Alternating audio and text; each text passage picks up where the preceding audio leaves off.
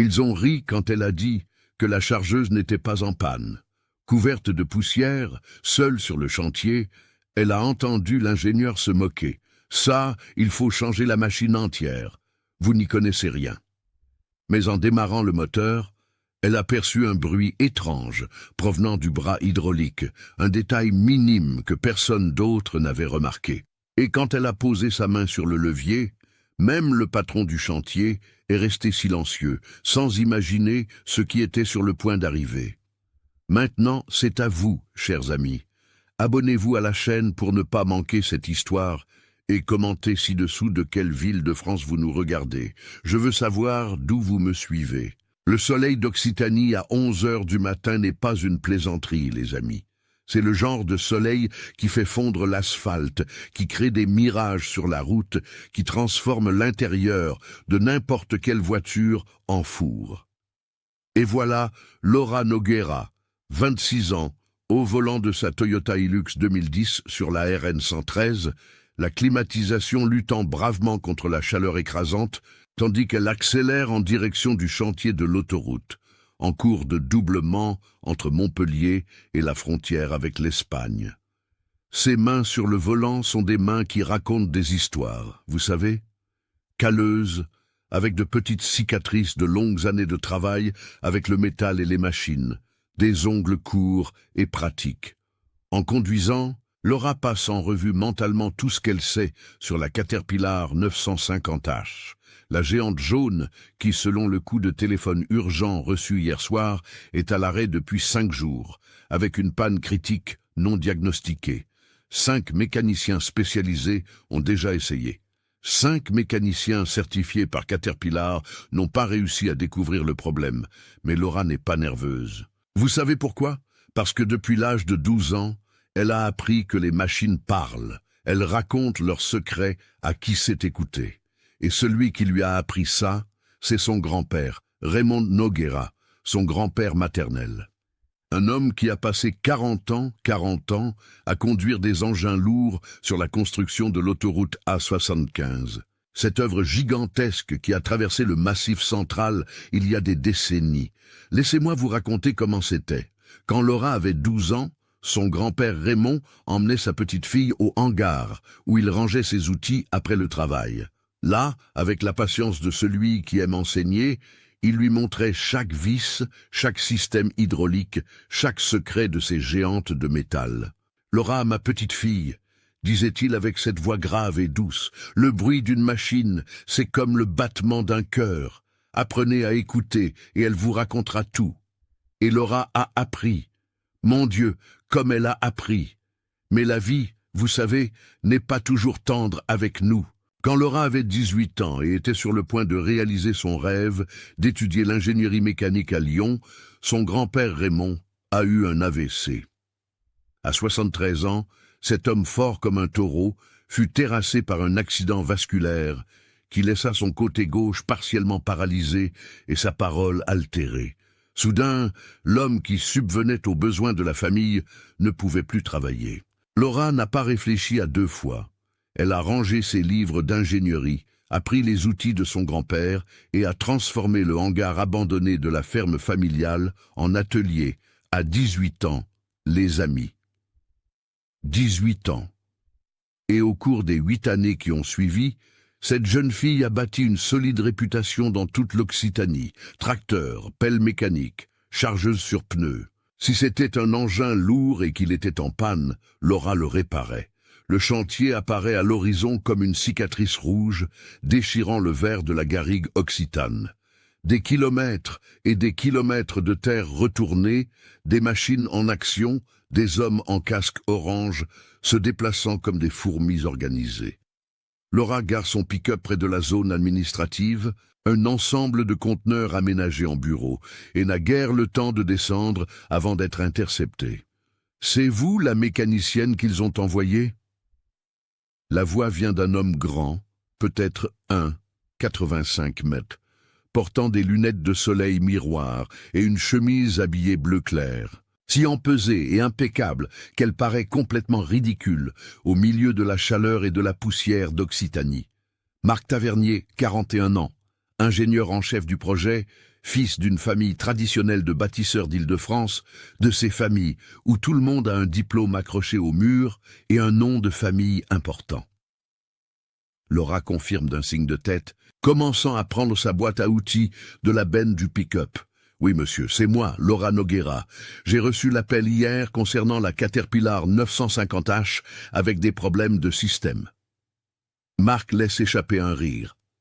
Ce n'est pas un rire joyeux, ce n'est pas de ces rires secs, sarcastiques, chargés de mépris. L'entreprise est vraiment désespérée, dit-il, retirant ses lunettes de soleil pour regarder Laura de haut en bas. Son regard parcourt les vêtements de travail simples d'elle. Jean délavé, t-shirt gris, bottes en cuir salies par de la vieille graisse. Ses cheveux sont attachés en une queue de cheval pratique, quelques mèches rebelles s'échappant à cause de l'humidité. Et ils ont envoyé une femme pour résoudre ce que 5 mécaniciens spécialisés n'ont pas réussi à faire. Vous comprenez le ton qu'il emploie? Quand il dit « femme », ce n'est pas juste un mot, c'est presque une insulte de la façon dont ça sort de sa bouche. Marc pointe du doigt au loin, où une immense machine jaune est à l'arrêt comme un dinosaure endormi à environ 200 mètres de distance. La Caterpillar 950H. 1200 000 € de métal et de technologie, complètement inutile, si elle ne fonctionne pas. Cette machine vaut 1200 000 € et est à l'arrêt depuis 5 jours. 5 jours. Sa voix s'élève. Nous perdons 150 000 € par jour de retard sur le calendrier. 150 000 €. Et la solution que l'entreprise m'envoie, c'est vous. Laura respire profondément. Elle a déjà vécu ça, vous savez. Ce n'est pas la première fois qu'un homme la regarde et ne voit qu'une jeune femme en vêtements simples, sans voir la compétence, sans voir les 8 ans d'expérience, sans voir le savoir qui coule dans ses veines, comme de l'huile hydraulique. Monsieur Tavernier, elle maintient sa voix calme, professionnelle.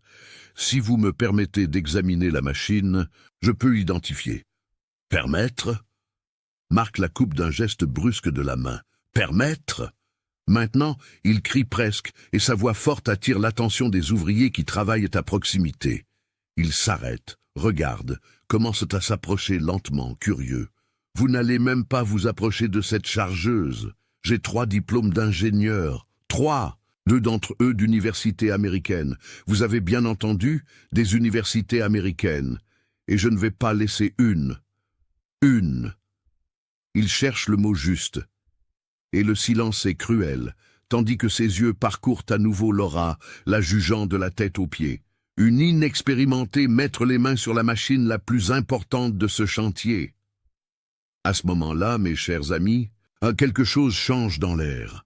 Les ouvriers qui n'observaient que de loin commencent à se rapprocher. Marc perçoit le public grandir. Et vous savez ce qui arrive quand des personnes arrogantes gagnent un public? Elles s'exhibent encore plus. Il prend le talkie-walkie accroché à sa ceinture. Attention, tous les superviseurs et conducteurs d'engins, rejoignez la zone administrative immédiatement. Je répète, tous les superviseurs et opérateurs. Zone administrative. Maintenant, sa voix résonne dans les haut-parleurs dispersés sur le chantier. En 15 minutes. Et Laura reste là, immobile, tenant sa boîte à outils, sentant le poids des regards. Plus de 40 hommes forment un demi-cercle autour d'elle et de Marc. 40 témoins de ce qui est sur le point d'arriver. Marc marche de long en large comme un professeur qui donne un cours, comme un procureur dans un tribunal. Son ton est condescendant, chaque mot dégoulinant de venin. Messieurs, soyez très attentifs à ce dont vous allez être témoins maintenant. L'entreprise, dans son infinie sagesse, il rit avec sarcasme, a décidé de nous envoyer cette dame pour résoudre un problème que nos mécaniciens certifiés par Caterpillar n'ont pas réussi à diagnostiquer. Il se tourne vers Laura, s'approchant d'elle. « Dites-moi, mécanicienne. » Et la façon dont il dit « mécanicienne » est presque obscène. Où avez-vous étudié? Quelle université? MIT, Stanford? Quelle est votre certification internationale de Caterpillar, de Komatsu, hein? Laura déglutit difficilement. Elle sent 40 paires d'yeux sur elle. Elle sent le soleil écrasant, elle sent le poids de l'humiliation construite, brique par brique, mais elle maintient sa voix ferme. J'ai appris avec mon grand-père, Raymond Noguera. Il a conduit des engins lourds pendant 40 ans sur la construction de l'A75. Je travaille depuis 8 ans dans la maintenance spécialisée en... Le rire de Marc coupe l'air comme une scie électrique. C'est un rire cruel, exagéré, théâtral. Et certains des hommes présents, pas tous mais certains, rient avec lui. Son grand-père, elle a appris avec son grand-père. Marc tape des mains comme s'il avait entendu la blague la plus drôle du monde. Quelle chose mignonne, quelle chose adorable. Il envahit l'espace personnel de Laura, se tenant à quelques centimètres d'elle. C'est de l'intimidation pure. J'ai étudié au MIT, Massachusetts Institute of Technology. Vous savez ce que c'est? Bien sûr que non. C'est juste l'une des meilleures universités d'ingénierie au monde. Pendant que vous jouiez à la poupée, j'étudiais la dynamique des fluides. Pendant que vous appreniez des recettes avec votre grand-mère, j'apprenais les systèmes hydrauliques avancés avec des professeurs primés internationalement.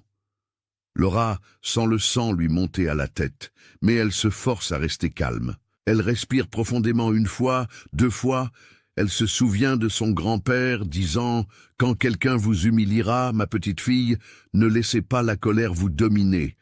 Laissez votre travail parler pour vous. » Mais mon Dieu, c'est difficile. C'est si difficile de rester digne quand quelqu'un vous déchire devant 40 hommes.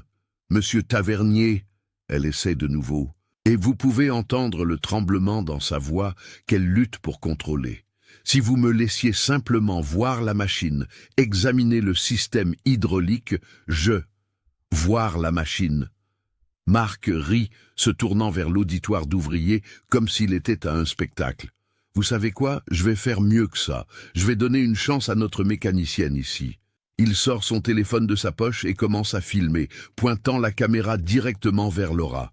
Chers amis de mes réseaux sociaux, préparez-vous à un sacré divertissement. Moi, Marc Tavernier, ingénieur diplômé du MIT, je vais permettre à cette jeune femme ici qui a appris la mécanique avec son grand-père, il rit devant la caméra, d'essayer de diagnostiquer le problème de notre Caterpillar 950 de 1200 000 €.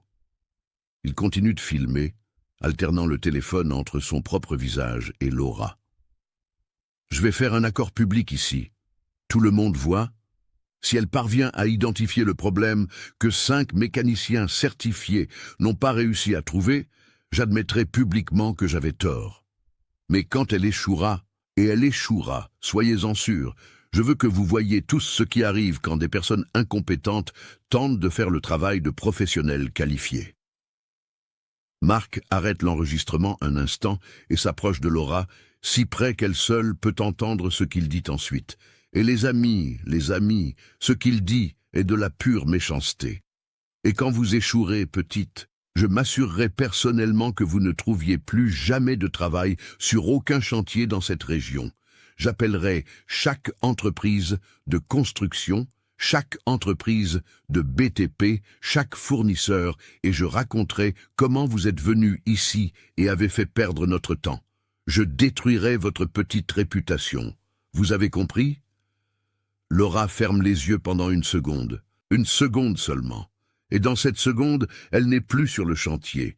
Elle a 12 ans dans le hangar de son grand-père, voyant son grand-père Raymond caresser une vieille pelle mécanique comme si c'était un animal de compagnie.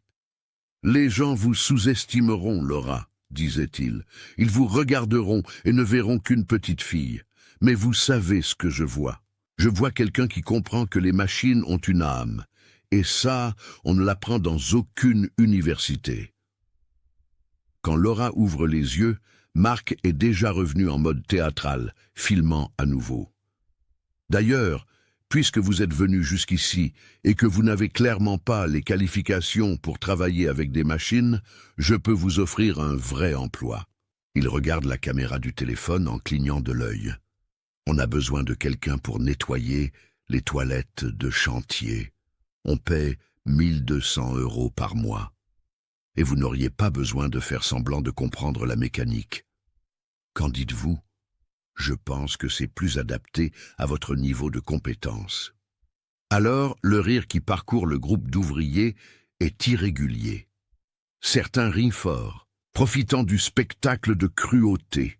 D'autres, et Laura le remarque, détournent le regard, clairement mal à l'aise. Un opérateur plus âgé, un monsieur d'une 60aine d'années au visage marqué par le soleil, fait un pas en avant. Laura reconnaît quelque chose en lui, quelque chose de familier. Marc, l'homme parle, et sa voix a une autorité naturelle. Votre grand-père Raymond Noguera était le meilleur conducteur d'engins lourds que j'ai connu en 40 ans de profession. Si sa petite fille dit qu'elle peut aider, Antoine. Marc le coupe, et maintenant, il y a du pur venin dans sa voix. Je vous suggère de retourner immédiatement au travail si vous voulez garder votre emploi. Ne me faites pas répéter. Je m'en occupe, et je n'ai pas besoin d'un conducteur à la retraite pour me dire comment faire mon travail, Antoine. Et ce nom reste gravé dans le cœur de Laura. Il recule, mais pas avant que leurs yeux ne se rencontrent pendant une seconde. Et dans ce regard, Laura voit quelque chose de précieux. Il croit en elle. Il a travaillé avec son grand-père Raymond, il sait. Mais l'humiliation n'est pas terminée. Marc adore chaque seconde de cela. Vous savez quel est le problème avec des gens comme vous ? Demande-t-il à Laura, filmant toujours. Vous pensez que regarder quelques vidéos sur YouTube, bricoler de vieux tracteurs à la campagne, donne la qualification nécessaire pour travailler avec un équipement d'1 million d'euros. C'est dangereux. Vous pourriez causer un accident, vous pourriez endommager encore plus la machine, vous pourriez... Il fait une pause dramatique. Coûter des vies. Je n'ai jamais causé d'accident, dit Laura. Et pour la première fois, il y a une fermeté absolue dans sa voix. En 8 ans de travail, je n'ai jamais perdu un client, jamais causé de dommages à une machine, jamais mis personne en danger. 8 ans ? Marc ricane. 8 ans à travailler avec quoi ? Une vieille 2CV, un tracteur des années 70 ? Ça, c'est une Caterpillar 950H, modèle 2018, avec un système hydraulique informatisé de dernière génération, un moteur diesel de 274 chevaux, une capacité de charge de 2,3 mètres. Vous ne devez même pas savoir ce que la moitié de ces termes signifient. Mais là, mes amis, quelque chose se brise à l'intérieur de Laura. Ce n'est pas de la colère, c'est quelque chose de plus profond. C'est le souvenir de son grand-père allongé sur son lit d'hôpital après l'AVC, lui tenant la main avec sa bonne main, disant avec difficulté « Ne laisse personne te rabaisser ». C'est le souvenir des nuits blanches, passées à étudier des manuels techniques pendant que le reste de la famille dormait. C'est chaque machine qu'elle a réparée, chaque client satisfait, chaque défi surmonté. Quand elle parle de nouveau, sa voix est différente. Il n'y a plus rien de défensif. Elle est calme, elle est ferme, elle est absolument confiante. Monsieur Tavernier, vous avez dit que 5 mécaniciens certifiés par Caterpillar n'ont pas réussi à diagnostiquer le problème. Puis-je poser quelques questions techniques sur ce qu'ils ont tenté ? Marc, surpris par le changement de ton d'elle, mais toujours confiant en sa supériorité, fait un grand geste de la main libre tout en continuant à filmer avec l'autre. Bien sûr, posez vos petites questions techniques. Ça va être amusant, ça va montrer exactement à quel point vous n'êtes pas à la hauteur. Ils ont vérifié le système hydraulique principal, la pression de la pompe, les distributeurs hydrauliques, les filtres. Évidemment qu'ils ont vérifié 3 fois. Ils ont même changé la pompe principale, pensant que c'était ça. Et le système de filtration d'huile hydraulique. Ils ont vérifié la contamination, la viscosité, la température de fonctionnement. Marc hésite une fraction de seconde, mais répond « Oui, ils ont changé tous les filtres par précaution. La pression du système était dans les paramètres spécifiés par Caterpillar entre 2903 et 3200 PSI pour une 950H avec système de levage en fonctionnement normal. Et là, les amis, vous voyez, Marc hésite un peu plus cette fois. Oui, je crois que c'était dans les paramètres. Vous croyez ? Laura fait un pas en avant, petit mais significatif. Vous n'êtes pas sûr, parce que si la pression fluctuait même dans la plage acceptable, Cela indiquerait une perte progressive à un point du circuit hydraulique. Ça a été vérifié, répond Marc. Et maintenant, il y a une touche de défensive dans sa voix. Certains ouvriers commencent à vraiment prêter attention, non plus comme des spectateurs d'un spectacle d'humiliation, mais comme des témoins de quelque chose d'intéressant qui se passe. Laura continue, et maintenant elle est dans son élément. Et les joints? Quelqu'un a inspecté les joints du vérin de levage. Je ne parle pas des joints externes que tout le monde peut voir. Je parle des joints internes, des segments d'étanchéité primaire et secondaire du piston. Silence. Un silence lourd et révélateur. Les joints internes, répète Laura un peu plus fort maintenant, ont-ils été inspectés visuellement? Parce que sur une 950H, quand il y a une perte de pression graduelle sans fuite externe visible, le problème le plus courant se trouve dans les joints internes du vérin de levage. C'est le point le plus vulnérable de tout le système. Marc est visiblement mal à l'aise maintenant. Il regarde quelque chose sur son téléphone, probablement un rapport que les mécaniciens précédents ont fait. L'enregistrement continue, mais maintenant, il ne sourit plus. Autre chose, Laura insiste, sentant pour la première fois que peut-être, juste peut-être, elle a une chance ici. Les codes d'erreur affichés sur le panneau de diagnostic étaient E2450 et E2452. Correct?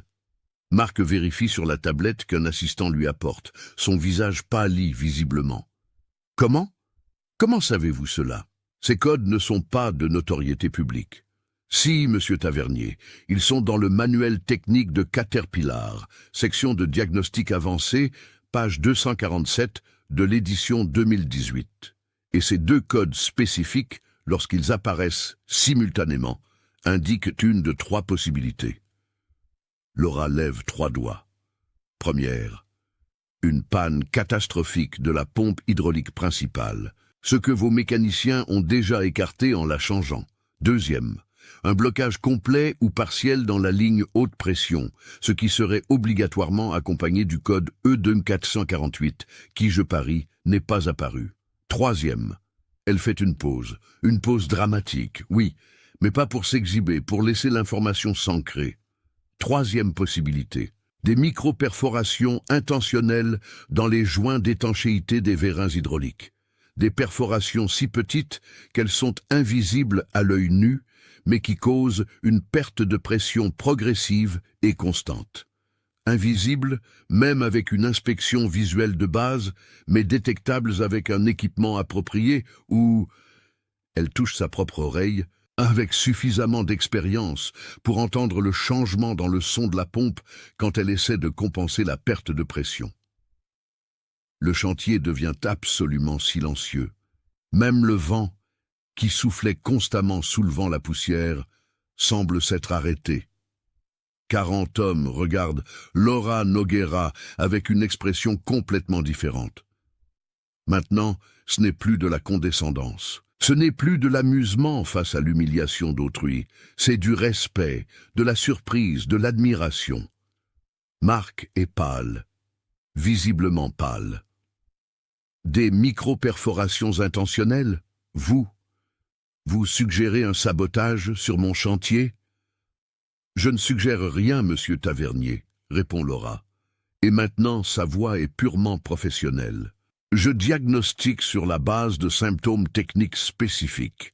Si vous me permettez d'examiner la machine pendant 20 minutes, seulement 20 minutes, je peux confirmer ou écarter cette hypothèse. Ou... Elle fait une pause, le regardant directement dans les yeux. Vous pouvez continuer à perdre 150 000 € par jour tout en protégeant votre ego. Le murmure qui parcourt le groupe d'ouvriers est comme une vague. Ils parlent entre eux, pointant Laura du doigt, pointant Marc. La dynamique a complètement changé. Marc est acculé et il le sait. Acculé entre son arrogance monumentale et la pression financière brutale d'un chantier à l'arrêt, acculé entre son besoin de garder le contrôle et la possibilité très réelle que cette femme qu'il a humiliée publiquement puisse avoir raison. Ses mains tremblent légèrement, tandis qu'il tient toujours son téléphone, en train d'enregistrer. « D'accord, dit-il finalement, et sa voix est rauque. 20 minutes. Mais je filmerai chaque seconde, chaque mouvement que vous ferez. Et quand vous échouerez, quand vous ne trouverez rien, ou pire, quand vous endommagerez quelque chose. Si je me trompe, Laura l'interrompt, et maintenant, elle regarde non seulement lui, mais les 40 hommes présents. Vous pourrez me chasser d'ici et faire ce que vous voulez de ma réputation. Vous pourrez poster la vidéo, vous pourrez me ridiculiser, vous pourrez raconter à tout le monde que j'ai échoué. Mais si j'ai raison, elle fait une pause. Vous allez publiquement devant tous ces hommes et sur vos réseaux sociaux où vous m'avez humilié, vous excuser et admettre que vous m'avez jugé sur les apparences et sur mon genre, pas sur ma compétence. Le défi reste suspendu dans l'air chaud d'Occitanie comme une sentence. Marc déglutit difficilement. Il sait que s'il recule maintenant, il aura l'air lâche devant tous les ouvriers. Mais s'il accepte et qu'elle a raison, mon Dieu, si elle a raison, l'humiliation sera pour lui. Marché conclu, dit-il finalement, tendant la main. Laura serre sa main, sentant la paume moite de nervosité de Marc contre ses propres doigts calleux et fermes. Et alors, mes amis, Laura Noguera, 26 ans, mécanicienne spécialisée en engins lourds, commence à marcher en direction de la gigantesque chargeuse sur pneus Caterpillar, 950H jaune, à l'arrêt à 200 mètres de là. Et derrière elle, comme une procession solennelle, 40 hommes la suivent en complet silence. La marche jusqu'à la chargeuse est comme une procession, vous comprenez ? Laura devant, déterminée, tenant sa boîte à outils, cette relique qui a appartenu à son grand-père Raymond. Chaque outil poli par des décennies d'usage, chaque pièce portant des souvenirs de machines réparées et de savoirs transmis. Et derrière elle, 40 hommes dans un silence absolu, juste le son des bottes sur la terre battue et le vent chaud de la garrigue occitane. Quand ils arrivent près de la Caterpillar 950H, Laura s'arrête un instant, juste un instant, et regarde la machine comme si elle saluait une vieille amie. C'est une géante jaune, imposante même à l'arrêt, avec ses presque 5 mètres de hauteur et ses 10 tonnes de poids. Le godet frontal repose sur le sol, les fenêtres de la cabine reflètent le soleil écrasant. Et il y a quelque chose de triste à voir, une machine si puissante, complètement inutile. Laura pose la boîte à outils sur le sol et, avant toute chose, elle ferme les yeux. C'est ça, elle ferme les yeux juste là, devant tout le monde. Marc, qui filme tout avec son téléphone, murmure quelque chose de sarcastique à la caméra. Mais Laura ne s'en soucie pas. Elle écoute. Écoute quoi? Le silence de la machine, les amis. Une Caterpillar 950 en fonctionnement a un ronronnement spécifique, une vibration que l'on sent dans les os. Mais à l'arrêt comme ça, elle est morte. Et Laura a besoin de comprendre pourquoi ce cœur de métal a cessé de battre. 20 minutes ont commencé maintenant, annonce Marc, regardant ostensiblement la montre chère à son poignet. 19 minutes et 50 secondes restantes. Laura ouvre les yeux, prend une lampe torche LED de haute intensité de sa boîte à outils et fait le tour de la machine. Non pas à la hâte, mais avec méthode. Elle inspecte visuellement le châssis, les flexibles hydrauliques externes, les vérins de levage. Les ouvriers observent chacun de ces mouvements avec une attention absolue. Certains la soutiennent, on le voit dans leurs yeux. D'autres sont encore sceptiques, mais tous regardent. Elle s'arrête sur le côté droit de la machine, où se trouvent les vérins hydrauliques de levage. 2 structures chromées et massives qui sont responsables de soulever et d'abaisser le godet frontal. Ce sont des vérins énormes, de la taille d'une personne adulte, capables de supporter des pressions immenses. Laura s'agenouille sur la terre chaude à côté d'eux. « J'ai besoin d'accéder au panneau latéral du système hydraulique, » dit-elle, et plus pour elle-même que pour les autres. Mais sa voix porte loin dans le silence. Elle prend une clé appropriée, une douille de 19 mm, et commence à retirer les vis du couvercle d'accès latéral. Chaque mouvement est précis, confiant. Il n'y a aucune hésitation. Elle connaît ses machines comme elle connaît le creux de ses propres mains. Quand le couvercle s'enlève, il révèle l'intérieur complexe du système hydraulique. flexible, distributeur, capteur, tout est luisant d'huile. Laura prend une loupe technique dans la boîte, une de ces loupes professionnelles que les mécaniciens utilisent pour l'inspection de précision, et commence à examiner les joints des vérins. Elle utilise la lampe torche LED pour éclairer chaque centimètre, ses yeux parcourant la surface du caoutchouc renforcé des joints avec une concentration absolue. 15 minutes, annonce Marc, mais maintenant, il y a moins de confiance dans sa voix, car il voit l'expertise de Laura, la façon dont elle travaille. Et ce n'est pas de l'amateurisme, non, c'est du professionnalisme pur. Laura continue l'inspection millimétrique. Le premier joint, rien. Le deuxième joint, rien. Elle se déplace vers le vérin de gauche, répète le processus. Troisième joint, rien. Quatrième joint, rien. La sueur coule sur son front. Le soleil est brutal et elle est agenouillée sur le sol chaud, penchée sur la machine. Mais elle ne s'arrête pas, ne vacille pas. Et puis, sur le cinquième joint, elle s'arrête complètement immobile. Son corps se tend. Les ouvriers les plus proches perçoivent le changement et s'approchent davantage. « J'ai trouvé », dit-elle. Et la voix est basse, mais chargée d'une certitude absolue. « Trouvé quoi ?» Marc s'approche, filmant toujours. « Je ne vois rien. »« Parce que ce n'est pas fait pour être vu à l'œil nu », répond Laura. Elle prend dans sa boîte un équipement que personne n'attendait. Une caméra d'inspection endoscopique, de celles que les médecins utilisent, mais adaptée à la mécanique, connectée à une tablette. C'est un équipement cher, professionnel, le genre de choses que seul quelqu'un de vraiment sérieux dans son travail posséderait. Elle connecte la caméra, ajuste les paramètres de grossissement et insère la pointe à l'endroit exact du joint qu'elle examinait avec la loupe. Sur l'écran de la tablette, agrandi 20 fois, apparaît l'image. Et, les amis, mon Dieu, elle avait raison. 3 perforations minuscules, si petites qu'elles semblent n'être que des imperfections du matériau, mais à l'agrandissement, on peut les voir clairement. Ce sont des trous parfaitement circulaires, faits avec quelque chose de pointu et de précis, et le motif des perforations n'est pas aléatoire.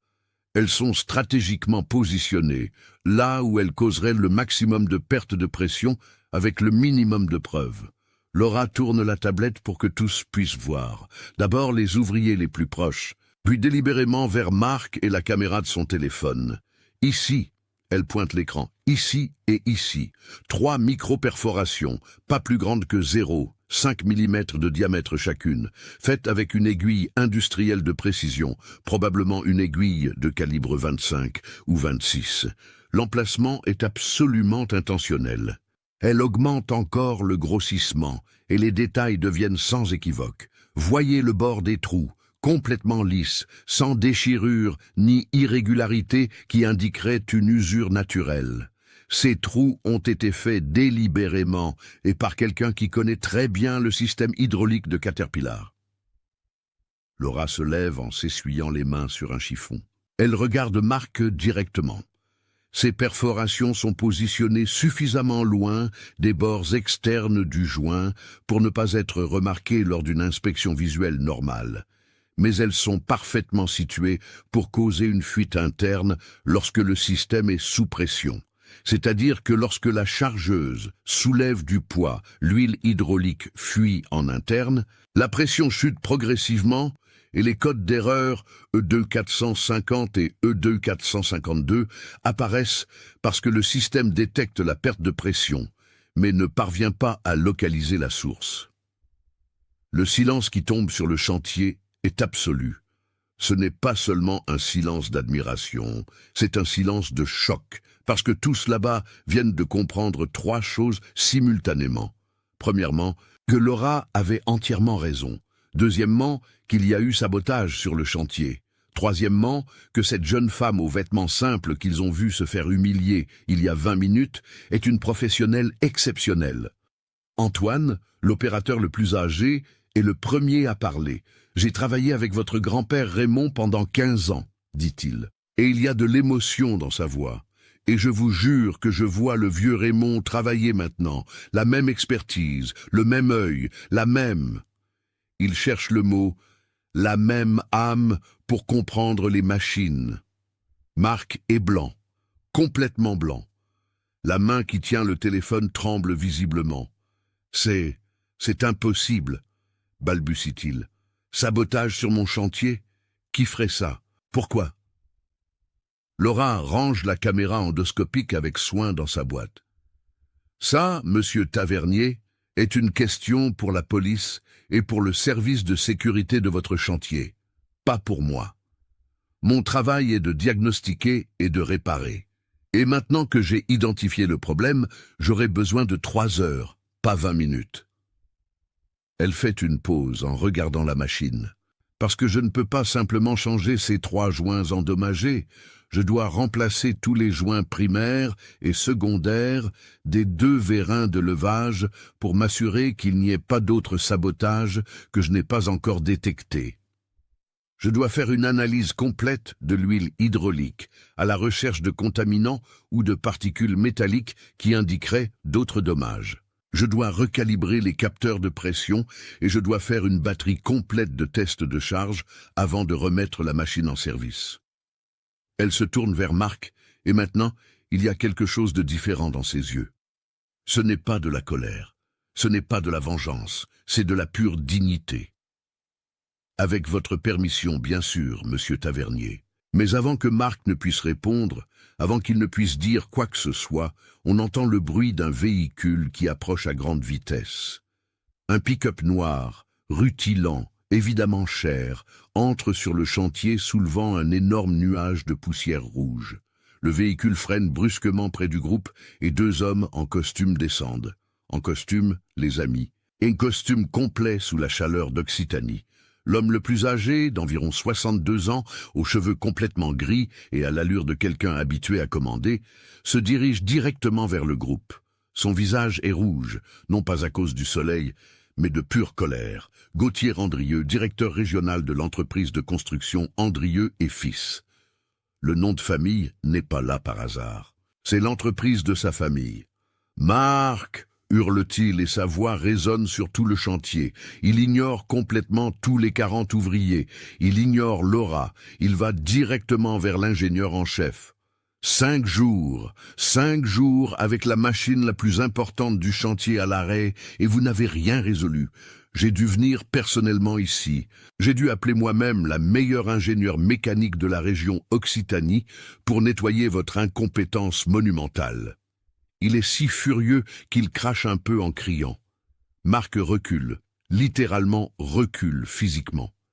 Monsieur Andrieux, je ne savais pas que vous aviez. Personne ne m'a informé que... Personne ne vous a informé. Gauthier se tourne vers lui, les yeux exorbités. Personne ne vous a informé qu'après 5 jours d'échec total, j'allais prendre des mesures. Vous vous attendiez à ce que je reste à regarder la société perdre 150 000 € par jour pendant que vous jouiez à l'ingénieur. Ce n'est qu'alors que Gauthier Andrieux remarque finalement Laura. Il cesse de crier et son expression change complètement, passant du visage rouge de colère à un sourire sincère de soulagement. « Laura Noguera, grâce à Dieu, vous avez répondu à mon appel et êtes venue. Je suis profondément désolé d'avoir mis si longtemps à vous appeler directement, mon ingénieur en chef. » Il lance un regard de pur mépris à Marc, a insisté pour pouvoir résoudre le problème seul. Il a insisté pendant 5 jours que nous n'avions pas besoin d'aide extérieure. Marc semble sur le point de s'évanouir. « Monsieur Andrieux, je ne savais pas. Personne ne m'a dit qui elle était. Je pensais... » Vous pensiez quoi, Marc? Gauthier est maintenant dangereusement calme, ce qui est pire que les cris. Vous pensiez que vous pouviez juger la compétence de quelqu'un par son apparence? Vous ne saviez pas que Laura Noguera est responsable de l'entretien de toute la flotte d'engins lourds de 6 entreprises en Occitanie et Auvergne-Rhône-Alpes, qu'elle a des contrats actifs avec Vinci, avec EDF, avec le conseil régional lui-même, que lorsque Caterpillar a un problème technique complexe dans la région, il l'appelle tel. Chaque mot de Gauthier tombe sur le chantier comme un coup de marteau. Les 40 ouvriers regardent avec des yeux écarquillés. Certains ont littéralement la bouche ouverte. Antoine sourit largement, hochant la tête comme pour dire « Je le savais, je l'ai toujours su ». Et Laura? Laura maintient sa posture professionnelle, mais il y a un léger rougissement sur ses joues, non pas de honte, mais de validation, de reconnaissance méritée, enfin donnée publiquement. Gauthier se tourne complètement vers Laura maintenant, tournant le dos à Marc comme s'il avait simplement cessé d'exister. « Laura, s'il vous plaît, dites-moi que vous avez réussi à identifier le problème que cette équipe d'incompétents n'a pas pu résoudre en 5 jours. » Laura respire profondément. « J'ai identifié, oui, monsieur Andrieux. Sabotage intentionnel des joints hydrauliques des vérins de levage. Micro-perforation faite avec une aiguille de précision, invisibles à l'œil nu. J'aurai besoin de 3 heures pour effectuer la réparation complète et m'assurer qu'il n'y ait pas d'autres altérations dans le système. » Elle fait une pause et ajoute « Et je suggère fortement que vous contactiez la police et que vous revoyiez les caméras de surveillance des 10 derniers jours. Celui qui a fait cela connaît très bien le système hydraulique de Caterpillar. C'était le travail de quelqu'un avec des connaissances techniques. » Le visage de Gauthier devient grave. Il hoche lentement la tête, assimilant l'information. « Sabotage !» répète-t-il, et le mot sort lourd. « Très bien. Faites ce que vous avez à faire, Laura. Vous avez carte blanche. Vous avez besoin de pièces, d'outils, d'assistants, n'importe quoi. Demandez !» Il se tourne vers Marc à nouveau. Et les amis, la façon dont il regarde l'ingénieur en chef est déchirante. Ce n'est plus de la colère, c'est de la déception. De la déception profonde. « Monsieur Marc Tavernier, dans mon bureau demain à 8 heures précises. Et vous pouvez apporter votre lettre de démission préparée, parce qu'après cette démonstration publique d'incompétence technique, et pire encore, de manque total de professionnalisme et de respect, vous êtes suspendu de toutes vos fonctions, jusqu'à nouvel ordre. » Marc tremble, littéralement tremble. Ses jambes semblent sur le point de céder à tout moment. « Monsieur Andrieux, s'il vous plaît, je peux expliquer. Je ne savais pas qu'elle était. » « Vous ne saviez pas qu'elle était quoi, Marc ?» Gauthier. « Compétente, qualifiée, vous aviez besoin de savoir qui elle était pour la traiter avec un respect élémentaire, pour ne pas l'humilier publiquement devant 40 employés. » Walter pointe le téléphone que Marc tient encore, oublié dans sa main. « Et vous avez même tout filmé. Posté sur les réseaux sociaux. Mon Dieu, Marc, avez-vous une idée du procès pour harcèlement moral qui peut nous tomber dessus? » C'est à ce moment-là, mes amis, que Marc s'effondre complètement, non pas physiquement, mais vous pouvez voir que cela se produit. Tout cet orgueil, toute cette arrogance basée sur les diplômes et le nom de famille, tout s'écroule. Il se couvre le visage de ses mains, et quand il baisse de nouveau les mains, il y a des larmes dans ses yeux. Non pas des larmes d'auto-apitoiement, des larmes de honte sincère. Il se tourne vers Laura et la marche de 3 mètres jusqu'à elle semble une éternité. Les ouvriers s'écartent. Personne ne parle, personne n'ose briser ce moment. Laura, sa voix est rauque, brisée. « Je n'ai pas de mots pour exprimer à quel point je suis désolé. Ce que j'ai fait était... » Il cherche les mots justes. « C'était impardonnable. Je vous ai jugé. Je vous ai humilié, je vous ai manqué de respect de la pire façon possible. Et pourquoi? » Il rit, mais c'est un rire amer, sans aucune joie. « Parce que vous n'aviez pas les diplômes que j'ai? Parce que vous avez appris avec votre grand-père au lieu d'une université américaine?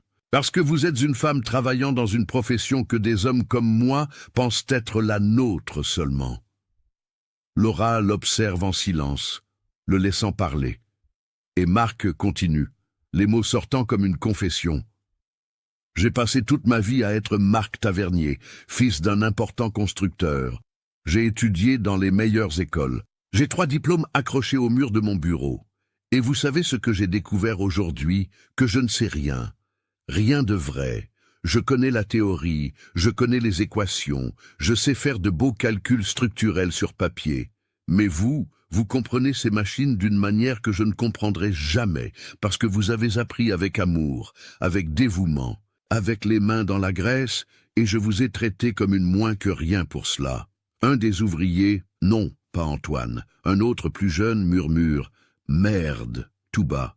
Mais dans le silence général, tout le monde entend. Parce que ce qui se passe ici est rare, trop rare.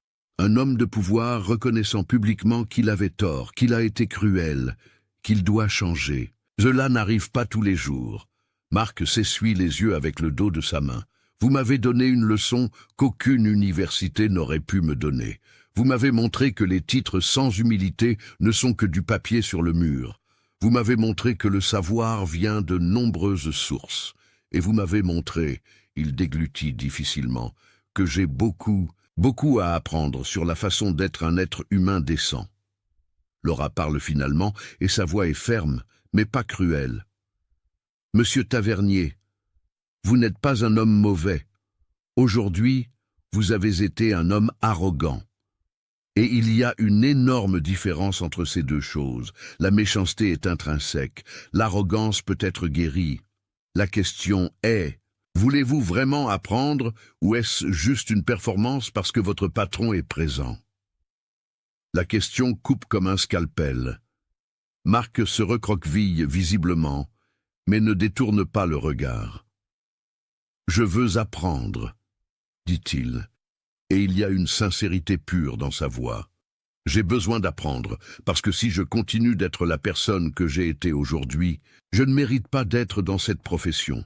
Je ne mérite pas de travailler avec des personnes dévouées comme vous. Je ne mérite rien. Laura tend la main, cette main calleuse, tachée de vieille graisse avec de petites cicatrices de longues années de travail.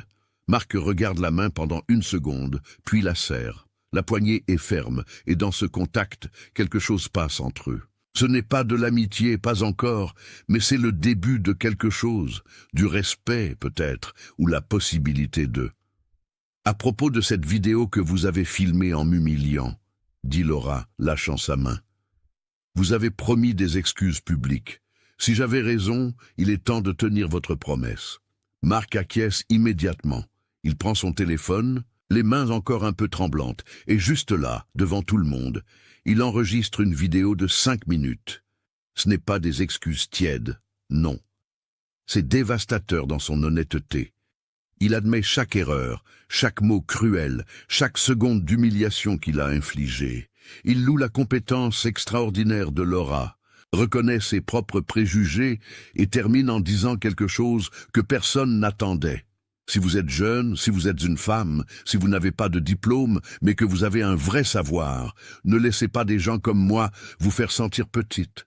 Parce qu'aujourd'hui, j'ai appris que le vrai savoir ne vient pas d'où vous avez étudié, mais de combien vous vous dévouez à ce que vous faites. Il poste la vidéo sur tous les réseaux sociaux, Instagram, Facebook, LinkedIn, partout où il a des abonnés. Et ils sont nombreux, parce que Marc Tavernier était connu dans le milieu du BTP. En quelques minutes, les notifications commencent, commentaires, partages, la vidéo se répand. Gauthier Andrieux observe tout avec une expression impénétrable. Quand Marc termine, le directeur régional parle. Cela ne change pas le fait que vous êtes suspendu, Marc, mais cela change le fait que peut-être, juste peut-être, il y a encore de l'espoir pour vous. Maintenant, sortez de ma vue et laissez la professionnelle travailler. Marc s'éloigne, mais avant, il regarde une dernière fois Laura. « Merci », dit-il, et ce n'est pas du sarcasme, c'est une gratitude sincère de m'avoir donné cette leçon. J'en avais besoin. Les 3 heures suivantes sont un pur spectacle technique. Laura travaille avec une précision chirurgicale et plusieurs ouvriers se portent volontaires pour l'aider. Elle transforme la réparation en une leçon pratique, expliquant chaque étape, chaque procédure. Antoine travaille à ses côtés comme assistant principal et le vieil opérateur a les larmes de fierté aux yeux à plusieurs reprises. Quand finalement la Caterpillar 950H rugit de nouveau à la vie parfaite et saine, la petite foule qui observait éclate en applaudissements, et Laura, en sueur et sale de graisse de la tête aux pieds, sourit, parce qu'au final, c'est ça qui compte. Le travail bien fait, la machine qui fonctionne, la dignité préservée. 10 mois plus tard, mes chers amis, le chantier de la RN 113 est méconnaissable. La route a avancé de kilomètres. Le calendrier a non seulement été rattrapé, mais il est en avance, et il y a une énergie complètement différente dans l'air. Des machines fonctionnant parfaitement, des équipes travaillant en harmonie. Et au centre de tout, dans un bureau moderne de conteneurs climatisés, se trouve Laura Nogueira. Mais ce n'est plus la Laura d'il y a 10 mois. C'est-à-dire que c'est la même personne. Elle porte toujours les mêmes vêtements de travail pratiques, elle a toujours ses mains calleuses, elle porte toujours la même humilité authentique, mais maintenant sur la porte du bureau il y a une plaque. Coordinatrice de maintenance de flotte, région Occitanie, Laura Nogueira. Et les amis, elle mérite chaque lettre de ce titre. Le petit atelier dans le hangar de la ferme de son grand-père s'est transformé avec le contrat substantiel de l'entreprise de construction Andrieux et Fils et 3 autres contrats qui sont venus après.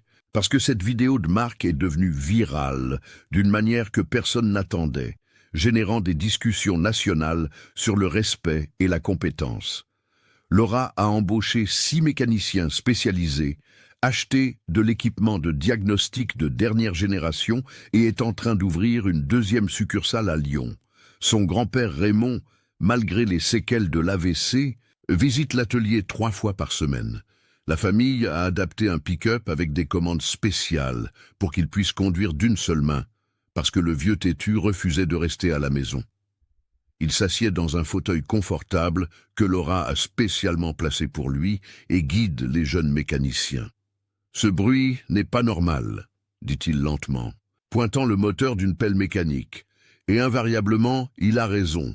Son visage rayonne de fierté chaque fois qu'il voit sa petite fille travailler. La porte du bureau s'ouvre et Marc Tavernier entre. Mais vous ne reconnaîtriez pas le Marc d'il y a 10 mois. Ce Marc porte une combinaison de travail avec le logo Andrieux et Fils, des bottes avec des marques d'usage réel et ses mains qui ne connaissaient que le clavier d'ordinateur, ont maintenant des cales, de vraies cales, de tenir des outils, de travailler, parce que Gauthier Andrieux, après ce jour terrible, a offert à Marc un choix.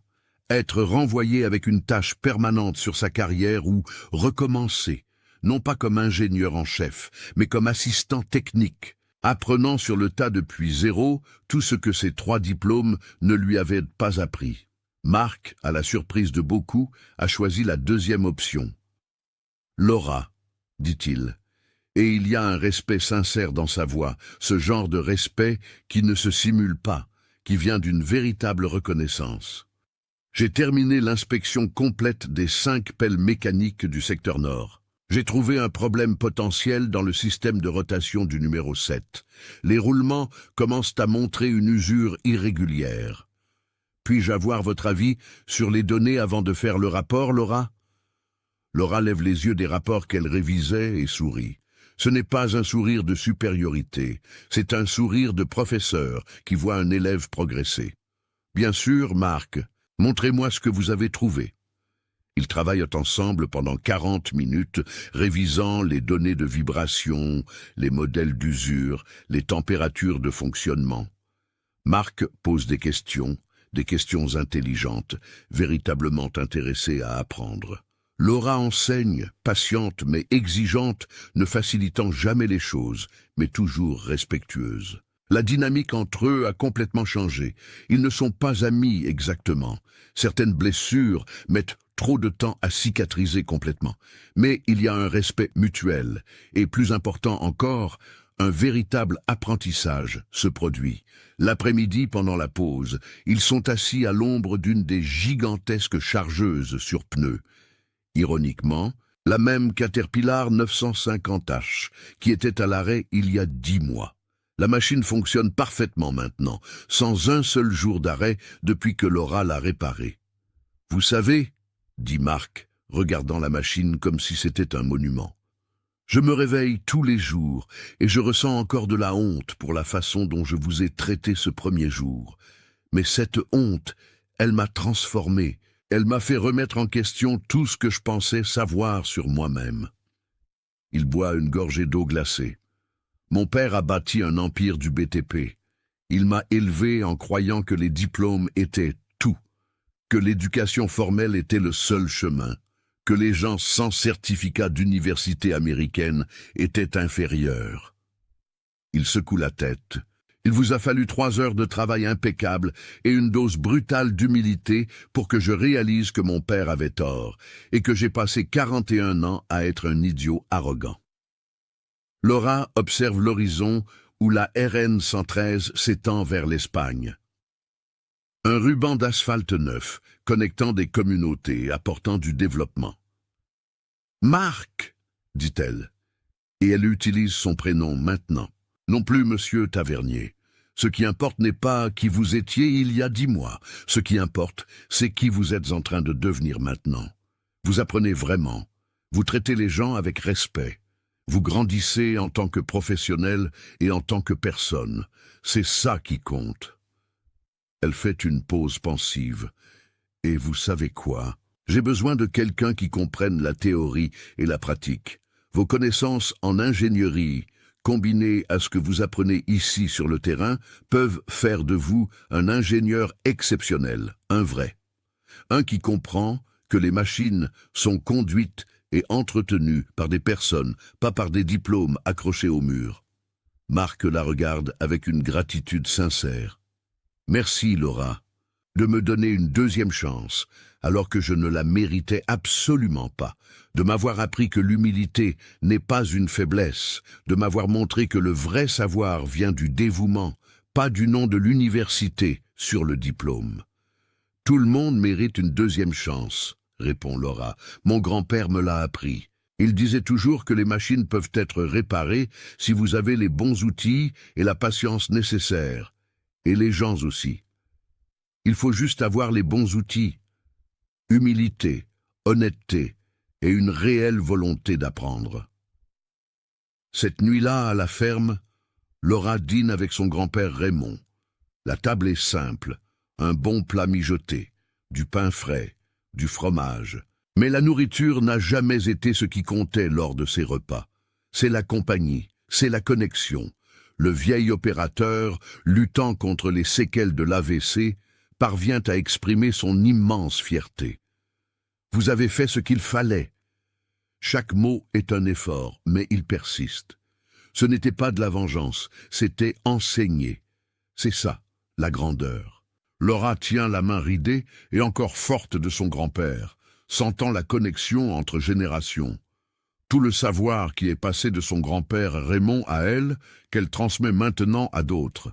« J'ai appris avec le meilleur, grand-père, » dit-elle, et il y a des larmes de gratitude dans ses yeux. « Tout ce que je suis, tout ce que je parviens à faire vient de vous, de votre exemple, de votre patience, de votre amour pour ces machines. » Raymond sourit. Ce sourire qui illumine son visage marqué par le temps et le travail acharné, et serre la main de sa petite fille avec toute la force qu'il lui reste.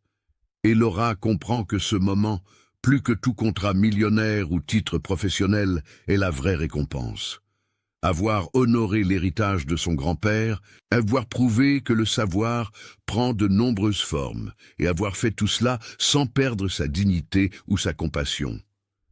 Parce qu'au final, peu importe le nombre de diplômes que vous avez accrochés au mur, ce qui importe, c'est le respect que vous gagnez par votre travail, par la façon dont vous traitez les gens et par l'humilité de reconnaître que toujours, il y a plus à apprendre. Ouais,